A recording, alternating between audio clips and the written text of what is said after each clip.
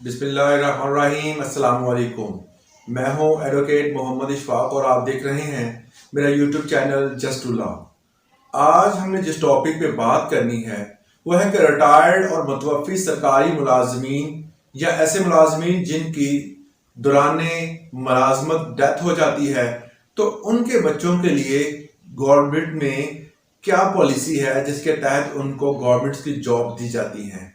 इस पॉलिसी को आज की वीडियो में हमने डिस्कस करना है। तो वीडियो की डेप्थ में जाने से पहले अगर आप मेरे चैनल पे नए हैं तो मेरे चैनल को सब्सक्राइब कर लें और बेल आइकॉन को भी दबा दें ताकि आने वाली नई वीडियोस और उनका नोटिफिकेशन आपको मिलता रहे, ताकि आप जितनी भी लीगल इंफॉर्मेशन है उससे इस्तेफादा हासिल कर सकें। रिटायर्ड मुलाजमीन के बच्चे जो कि अक्सर औकात उनके रिटायर्ड होने के बाद या किसी मुतवफ़ी के या दौराने मुलाजमत सरकारी जॉब करते हुए जो शहीद हो जाते हैं, उन तमाम के बच्चे जो हैं वो अक्सर औकात जॉबलेस देखे गए हैं। उस हवाले से पाकिस्तान में ये कानून मौजूद है जिन्हें Punjab civil servant appointment and condition of services rules 1974 के तहत अगर देखा जाए तो इसमें उनके लिए गुंजाइश मौजूद है जिसके हवाले से उनको जॉब्स दी जाती हैं। Punjab civil servants appointment and condition services 1974 के मुताबिक अगर कोई रिटायर्ड है बंदा या कोई बंदा जिसकी ड्यूरिंग मुलाजमत जो है वो डेथ हो गई है, तो उन अफराद के बच्चे ग्रेड 6 से लेकर ग्रेड 17 तक जो कोई जॉब आती है तो उसमें अप्लाई करते हैं।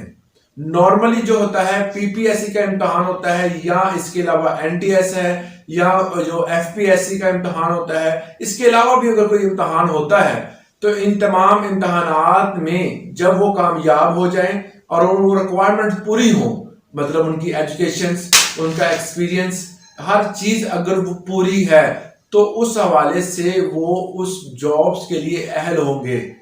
जब वो ये तमाम क्राइटेरिया को पूरा करेंगे तो उनको एक अजाफी नंबर दिए जाएंगे। वो अजाफी नंबर कौन से होंगे? वो 10 नंबर अजाफी दिए जाएंगे।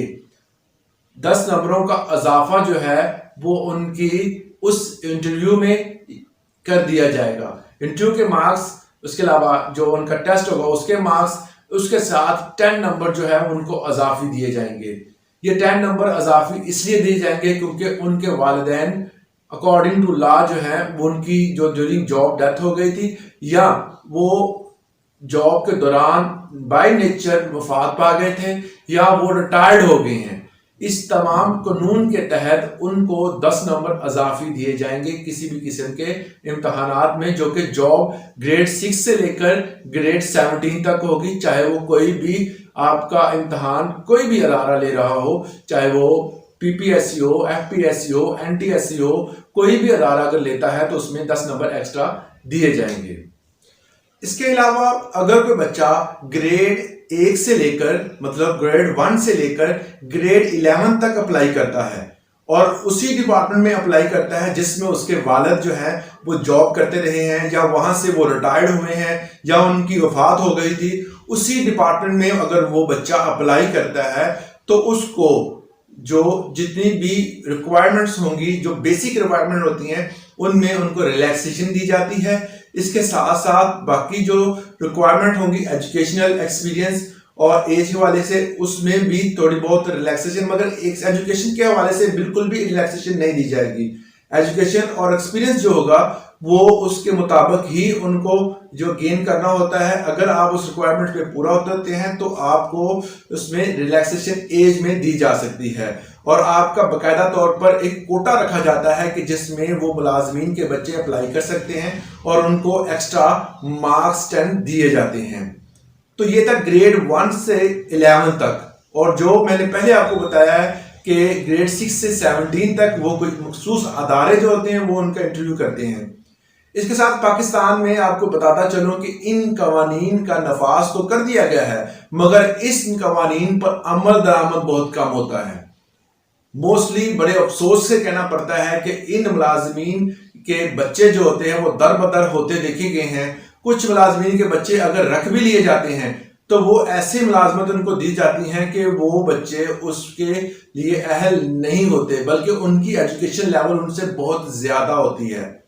یا ایسے بچوں کو، ان کے بچوں کو ایسی جاب دی جاتی ہیں جو کہ پرماننٹ نہیں ہوتی، اس حوالے سے جو ہے ان بچوں کا احتسال کیا جاتا ہے۔ تو کچھ بچوں نے کیا کیا ہے کہ ایسے جن کو جاب ملی ہے مگر وہ ریگولر بیس پہ نہیں ہے، اپوائنٹمنٹ جو ان کی ہوئی ہے وہ کانٹریکٹ بیس پہ ہوئی ہے، انہوں نے اپنی ریٹ پٹیشن جو ہے وہ دائر کی ہوئی ہے ہائی کورٹ میں، عدالت عالیہ میں، انہوں نے کیا کیا، وہ اپنی ریٹ پٹیشن دائر کی ہوئی ہے، اس حوالے سے باقاعدہ طور پر عدالت عالیہ کے یہ ریمارکس ہیں کہ ایسے بچوں کو فوراً جو ہے وہ ریگولر کیا جائے، ان کی اپوائنٹمنٹ جو ہے وہ جو ریگولر کر کے ان کو بھی وہ تمام حقوق دیے جائیں جو کہ ایک ریگولر پرسن لے رہا ہے۔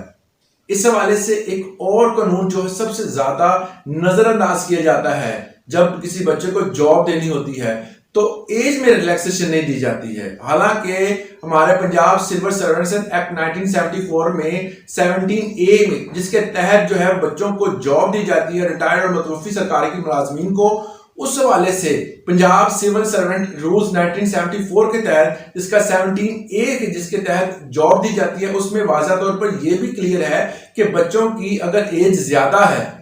تو اس متوفی کے بچوں کی یا اس ریٹائرڈ ملازمین کے بچوں کی ایج میں ریلیکسیشن 5 سال تک دی جا سکتی ہے، اور اگر آپ اپنے اس عہدے کا اپنے پاس رکھ رہے ہیں، آپ اس بچے کو تھوڑا سا اوبلائج کرنا چاہ رہے ہیں تو 10 سال کی بھی آپ رائٹ دے سکتے ہیں، یہ آفیسر کے ہاتھ میں ہوتا ہے، وہ 10 سال تک بھی اس بچے کو رائٹ دے سکتے ہیں۔ تو 5 سال کی رائٹ جو ہے وہ اکارڈنگ ٹو لا دی جاتی ہے، اور 5 سال کی گنجائش رکھی جاتی ہے کہ اگر وہ بندہ جو کہ آپ کا انٹرویو کر رہا ہے اس بندے کے پاس یہ اتھارٹی ہوتی ہے کہ اگر وہ دیکھتا ہے کہ اس بچے کا جو ہے وہ حق ہے اور 5 سال یا 2 سال یا 3 سال کا اس اضافہ ہو رہا ہے اور اس بچے کا بہتری ہے کہ اس کا کوئی اور کمانے والا نہیں ہے یا اس کا کوئی اور کنسرن تھا جس کی وجہ سے اس کی ایج زیادہ ہو گئی، تو اس بچے کو بھی جو ریٹائرمنٹ کے مطلب کہ اس رولز کے مطابق جو ہے 5 سال سے زیادہ بھی رعایت دی جا سکتی ہے۔ تو امید کرتا ہوں اس لیکچر سے، اس ویڈیو سے، اس پیغام سے آپ نے ضرور کچھ سیکھا ہوگا۔ آج کے لیے اتنا ہی، اجازت دیں، اللہ حافظ۔ اس کے علاوہ اگر آپ لیگل طور پر کسی بھی قسم کی انفارمیشن لینا چاہتے ہیں تو نیچے جو ہے باٹم میں میرا نمبر چل رہا ہوتا ہے، آپ مجھے وائس میسج کر سکتے ہیں۔ اجازت دیں، اللہ حافظ۔